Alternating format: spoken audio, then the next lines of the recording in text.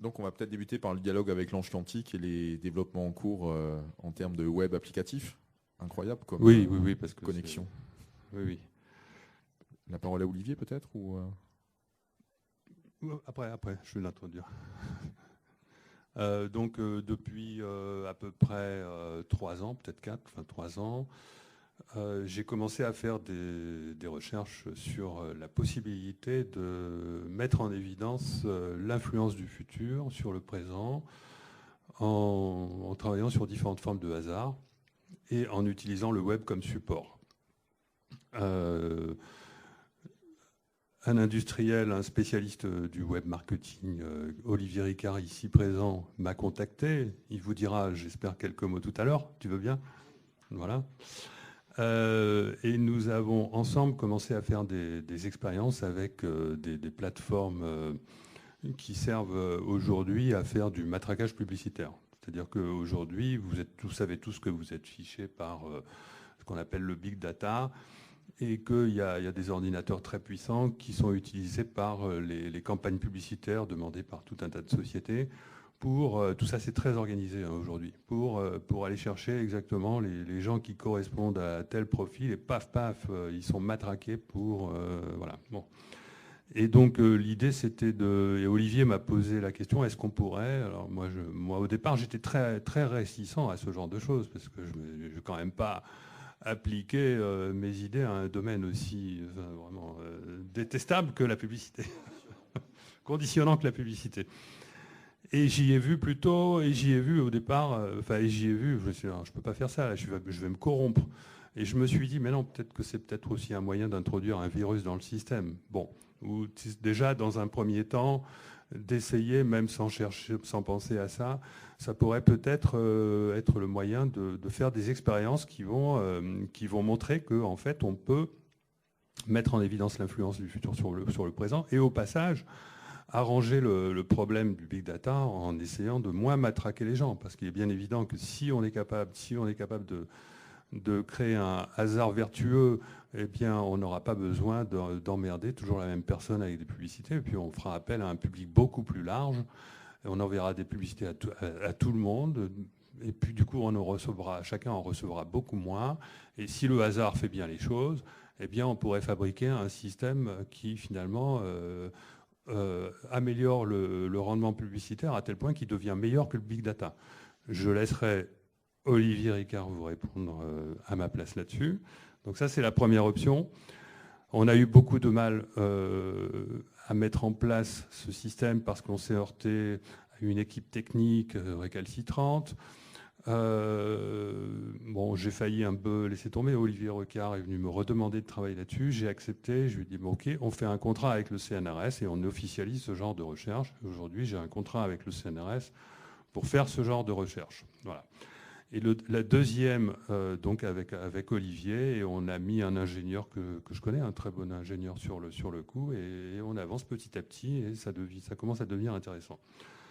Et j'ai un deuxième projet que je mène parallèlement à ça, qui est un petit peu connecté, parce qu'il s'agit de ce que j'ai appelé cette fois-ci un web robot, c'est-à-dire un robot de dialogue avec l'ange quantique, où là, il s'agit de développer un système d'échange, de conversation avec un robot du web, où le robot sert de guide. C'est-à-dire, le robot, il sert de guide. C'est-à-dire qu'en fait, c'est vous le robot et c'est lui l'humain, en fait, en gros. D'où l'idée de dire que c'est un ange quantique et pas un robot. Voilà. En fait, l'idée, c'est qu'il fasse en sorte de vous réveiller à votre nature humaine et au pouvoir de votre conscience. C'est-à-dire que le dialogue entre vous et ce robot fait que vous arrivez à comprendre des choses, vous arrivez à comprendre que vous avez une puissance, que vous avez une possibilité de vous connecter avec votre soi, que lui n'a pas, sauf que lui, il est capable, il joue le rôle d'antenne de votre soi. C'est-à-dire, donc, il peut y avoir une collaboration entre cet ange quantique et vous, qui fait que si vous arrivez à vous connecter, si vous arrivez aussi à vous déconditionner, eh bien, lui, il pourrait provoquer en quelque sorte des synchronicités, c'est-à-dire vous apporter des informations qui vont vous aider à prendre des bonnes décisions. Voilà. Et donc, je suis en train de développer cette affaire. Si ça marche, je sais déjà qu'il n'y aura pas de problème pour trouver des investisseurs. Olivier n'attend que ça. Il y en a, enfin, etc. Et donc, voilà, donc c'est en cours. Ça fait plusieurs mois que je travaille là-dessus, que je travaille également parallèlement avec le projet que j'ai avec Olivier. Et voilà, je pense que je vais peut-être te laisser la parole, Olivier, pour que tu donnes ton point de vue sur tout ça. Merci. Alors effectivement, tu m'as présenté sur un... Non, mais c'est très bien. Tu m'as présenté sur un angle très, très industriel et chef d'entreprise. Et c'est vrai que si moi-même je m'étais présenté en disant depuis que je connais Philippe, je voyage dans le temps et je modifie la réalité, c'est sûr que je serais peut-être moins crédible. Aujourd'hui, j'ai une entreprise, enfin j'ai un groupe avec une cinquantaine de salariés. Je fais 10 millions d'euros de chiffre d'affaires. Je suis nommé au sein du Conseil de développement économique de la ville de Nice, donc je suis quelqu'un qu'on qualifie en général de sérieux. Et je pense que c'est très important par rapport à ce qu'on fait avec Philippe, parce que pour moi, Philippe, c'est l'amorce du changement de paradigme que l'on attend tous. Et je crois que ce qui m'a attiré chez Philippe, eh bien, c'est mon futur. En fait, c'est mon futur contrarié. Je vais essayer d'être assez rapide. Quand j'avais 18 ans, je me rappelle, j'ai eu une conversation avec un ami, j'étais fou de physique. Et mon obsession, quand j'avais 14, 15 ans, je voulais travailler au CERN chez Carlo Rubbia et je voulais casser des électrons. Et puis petit à petit, en vieillissant, j'ai voulu faire une école de commerce, j'ai voulu gagner de l'argent. Et je me rappelle que quand j'avais 18 ans, j'avais dit à un de mes amis, moi, tu vois, le truc qui me passionne, c'est la physique. Et ce que je vais faire, je vais gagner de l'argent. Et puis à 30 ans, je vais m'arrêter de travailler et puis je vais faire de la physique. Voilà. Mais à 30 ans, j'ai oublié d'arrêter de travailler. À 35 ans, j'ai oublié d'arrêter de travailler. Et puis un jour, à 40 ans, la vie, elle m'a mis une claque dans la figure. Et cette claque m'a conduit à acheter un livre sur les synchronicités. Parce que j'ai quelqu'un qui m'a dit, parce que tu vis là en ce moment, c'est les synchronicités. Alors, vous voyez des choses bizarres partout. Moi, très, très rationnel. Donc, j'ai acheté le bouquin de Philippe. Et là, très bizarrement, sur une page, il est en train de parler de ce que je fais tous les jours, de Google, d'Amazon, de publicité, et je me dis, mais c'est bizarre, il y a un lien. Et puis, naturellement, j'ai senti, et ça c'est l'intuition, hein, j'ai senti qu'il y avait quelque chose qui était en train de m'appeler et qu'il fallait que je le rencontre. Voilà, si vous savez, vous êtes en train de lire un bouquin et vous dites, il faut que je fasse quelque chose avec ce gars, c'est pas possible, il faut absolument que je le rencontre. Je suis sûr que ma vie passe par rencontrer ce gars, et ma vie n'est pas simplement que vendre des bannières publicitaires. Aujourd'hui, dans ma base de données, j'ai 440 millions de profils, vous êtes tous dans ma base de données, je vis de là-dessus, je sais ce que vous faites sur Internet toute la journée. Voilà. Donc je connais tous les côtés sombres de la matrice ou de la future matrice, et le livre de Philippe a été une porte ouverte. Alors déjà, ça a été une porte ouverte sur une formidable rencontre, entre lui, sa femme, puis tous les gens qui m'a permis de rencontrer. Et puis, ça a été une nouvelle porte sur de nouvelles personnes, de nouveaux projets, et notamment ce projet sur le hasard. Est-ce qu'à partir du hasard, est-ce qu'on ne peut pas essayer de capter de l'information du futur? Et c'est ce qu'on est en train de faire aujourd'hui avec Philippe. Hein. Ça semble complètement fou. Je le simplifie. Oui, un peu subjectif, hein, mais donc on a essayé on s'est dit en travaillant sur les notions d'intention, moi toute la journée, j'analyse les datas, vos datas, et j'essaie de faire du prédictif. Donc je collectionne des monceaux, des millions, des milliards de datas sur vous pour essayer de savoir ce que demain vous allez acheter. Et de ce que demain vous allez acheter, il y a cette notion d'intention. Et c'est pour ça que je suis venu voir Philippe, parce que j'ai dit, nous, dans notre métier, on parle en permanence d'intentionniste. Et est-ce qu'on n'a pas un moyen, ces intentionnistes, ils se projettent dans le futur, et demain, ils vont faire des achats, ils vont partir en voyage, ils vont se marier. Est-ce qu'on n'a pas là, finalement, un champ d'études par rapport à tous ces gens qui ont des intentions dans la vie? Et est-ce qu'on n'est pas en capacité d'inventer quelque chose qui va nous permettre de relier cette intention des gens avec ce qu'ils vont faire dans le futur et essayer de capter l'information par rapport à mon système qui est tout le temps en train de calculer et qui collecte vos chemins de vie sur Internet? Est-ce qu'en regardant ce qui se passe dans le futur, est-ce qu'on ne peut pas le relier au présent? Est-ce qu'il n'y a pas un moyen? Et voilà, c'est une intuition. Et puis lui, il me dit, mais si, je pense. Hein. Philippe, il simplifie toujours les choses. Il me dit, si. Mais ça va être assez simple, mais je ne sais pas si j'ai vraiment envie, parce que effectivement, donner de l'argent pour faire de la publicité, voilà, c'est terrible. On va encore vendre encore plus de trucs inutiles. J'ai dit, mais non, au contraire. bon, déjà, moi, ce qui m'intéresse, c'est pas tellement vendre plus de trucs, parce que je le fais ça toute la journée, je le fais plutôt bien. Mais au contraire, c'est changer peut-être de chemin de vie et puis commencer à faire des choses qui finalement m'intéressent. C'est travailler sur le temps, sur la physique et revenir finalement à un sujet qui me passionnait, mais par une porte détournée. Et là, il me dit, ouais, effectivement, je sens que chez toi, il y a une intention qui n'est pas simplement que gagner de l'argent, mais c'est d'aller ailleurs.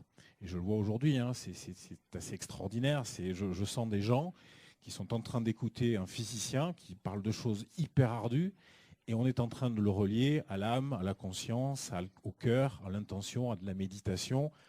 Je repensais tout à l'heure à la phrase d'Étienne Klein. Même Étienne Klein, qui était un espèce de gourou de la physique, il est en train de dire aujourd'hui, il est temps que l'on colonise le futur avec nos pensées, parce qu'il commence à se persuader que quand on commence tous collectivement à imaginer nos futurs, eh bien peut-être on est en train de semer les graines de ce qui est en train de ce qui va se passer demain. Alors bien sûr, si on sème tous les graines de Matrix, peut-être il se passera Matrix. Et si on sème tous puis on sème, hein, si on sème tous les graines d'autre chose, eh bien il se passera peut-être autre chose, ce que j'appelle de mes voeux. Et je me dis, et c'est là peut-être moi ma part de l'édifice, ma petite pierre, hein, c'est peut-être je peux être au commencement, parce qu'aujourd'hui dans un monde qui se construit uniquement sur la rationalité, eh bien je vais peut-être cette pierre-là qui est simplement d'apporter la touche de rationalité à la théorie de Philippe, parce qu'on est en train aujourd'hui de la prouver, non pas sur 10 personnes, non pas sur 100 personnes, non pas sur 1000 personnes, mais sur des millions de personnes. Et c'est là la force de ce qu'on est en train d'essayer de prouver. On a déjà eu des premiers résultats. Alors comme l'a dit Philippe, d'abord c'était très difficile parce qu'il a fallu qu'on arrive à convaincre mon équipe. Parce que quand on leur a dit on va aller capter de l'information dans le futur pour afficher des publicités aux gens, c'est-à-dire on va trouver la personne qui va acheter demain et on va lui passer la publicité du produit qu'elle va acheter. Les mecs, ils sont complètement fous. Bon. Donc on a commencé à mettre en place, mais alors je suis sûr qu'ils étaient très très très réticents. Sauf que quand ça a marché, les gars, il y a eu la campagne de Philippe et puis nos campagnes classiques calculées sur des trucs prédictifs, on vend plus. Et ça coûte rien.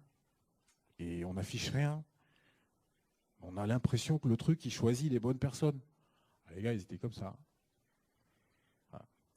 Alors on s'est dit, il y avait des biais, on s'est rendu compte que le système avait tendance à s'amortir. C'est-à-dire qu'au bout d'un certain temps, il semblait que l'univers s'est dit, attendez, on ne me prend pas en traite comme ça, hop, je rectifie le truc, hop, je renoie.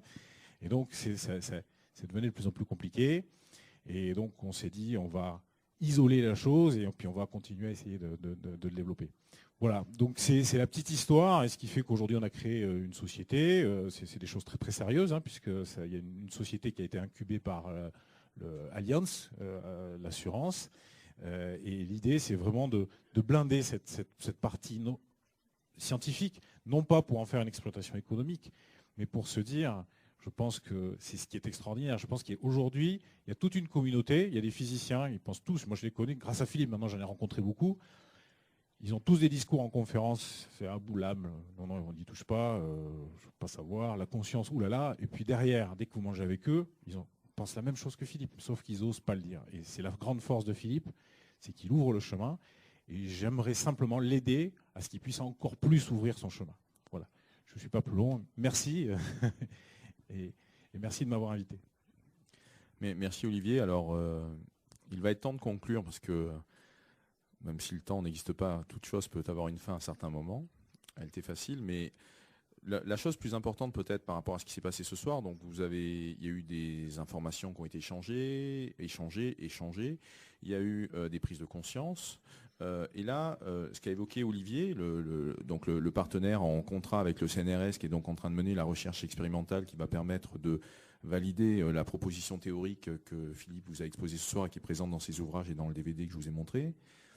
Il y a un mot qui a été employé, qui n'avait pas été employé jusque-là, qui est le mot prédictif. Okay.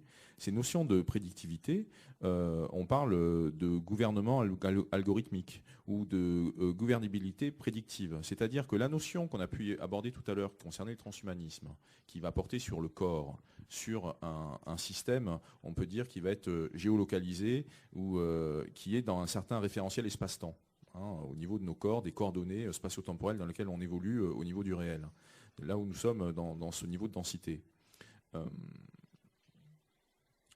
semer des graines par rapport au futur ou par rapport aux échanges qu'on a eus ce soir, c'est prendre conscience que si nous n'agissons pas par rapport au futur, d'autres agiront à notre place. Et ce qui va être agi à notre place va avoir une tendance à vouloir fermer les choses et non pas à fabriquer de l'ouverture. Qu'est-ce que c'est du prédictif? Eh bien, c'est du déterminisme. C'est une robotique certes complexe, ou en tout cas qui se veut complexe ou qui se veut englobante, big data et ainsi de suite, mais c'est quelque chose qui va chercher à poser une emprise, à chercher à coloniser le futur. Donc soit c'est nous tous individuellement qui nous éveillons, prenons conscience, agissons de façon à coloniser le futur en nous déconditionnant, en connectant à certaines informations qui vont nous mettre en mouvement, qui vont fabriquer de la joie, qui vont fabriquer de l'émerveillement, qui vont fabriquer du réenchantement du monde, qui vont fabriquer de la confiance, etc., etc., etc. Soit de toute façon, si nous ne le faisons pas, d'autres le feront à notre place, mais c'est une autre rationalité qui va s'exercer. C'est un autre état d'esprit qui va s'exercer. Prenons conscience de cela, et c'est en tout cas ce à quoi je vous invite dans le cadre de cette conclusion. Merci de votre attention, merci de vos questions.